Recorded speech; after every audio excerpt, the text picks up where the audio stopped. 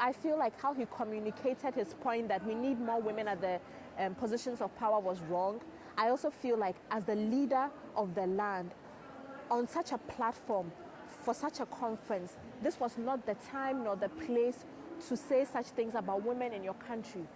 This was the time you could have used this opportunity to uplift the women, encourage them for what they are doing so far, but also make personal commitments on what he, as a gender advocate, is going to do to level the playing field, because that's what we're looking up to him for.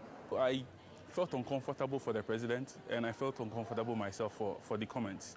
And one would expect that as a gender champion and the co-chair for SDGs advocates, he would be on top of issues and respond appropriately to the questions posed on the panel, and welcome suggestions and comments from the other members on the panel.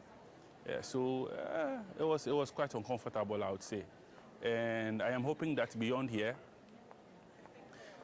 the president and his cabinet and the ministry would look closely at how we can make programs and policies responsive to the needs of girls and women in Ghana, as well as putting our monies where our mouth is. I was really proud as a Ghanaian having him on the panel, because I felt that Ghana, especially the Ghana team and Ghanaians, were seen to try to push, the Ghanaian politicians were seen to try to push gender equality a lot, and we've seen efforts by politicians to give women the space to be able to advocate for more women joining them in parliament, in their ministries and stuff.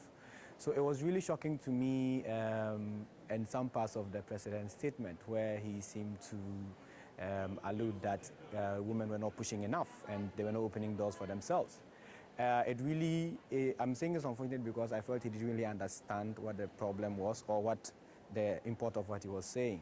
The problem is systemic, and he was called in as a person in the position of power to be able to initiate the progress that will get the change that we need. That is the whole theme of this conference. It's power, progress, and change. I was quite disappointed, and then angry, and then sad, and then mixed feelings.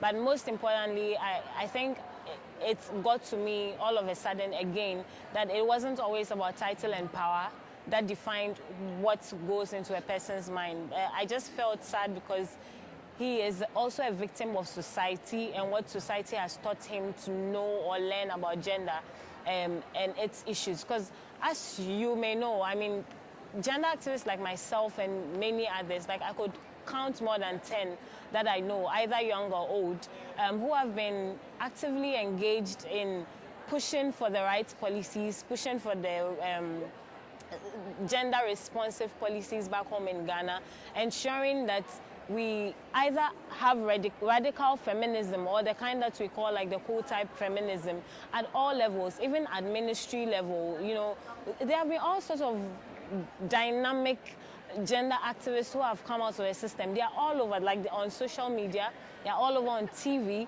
they are all over on radio, so much so that they have actually received some backlashing from the society for different reasons. So I don't really understand when he says there's no dynamism. I don't know what he wants, but I was really disappointed. But again, that brings to mind the fact that there's a lot more work to be done, not just at community level, because for the different gender activists, some are actually trying to crack the gender stereotypes and crash those social norms at community level. Some are doing that at regional level, some are doing that at national level. What I think we need to do is that we need to harmonize all these levels of advocacy and all these levels of crashing gender and, you know, gender norms, showing that there's actually power in our voice, and ensuring that we make men and both women understand that the whole discussion around gender is not about putting 30% of women in parliament.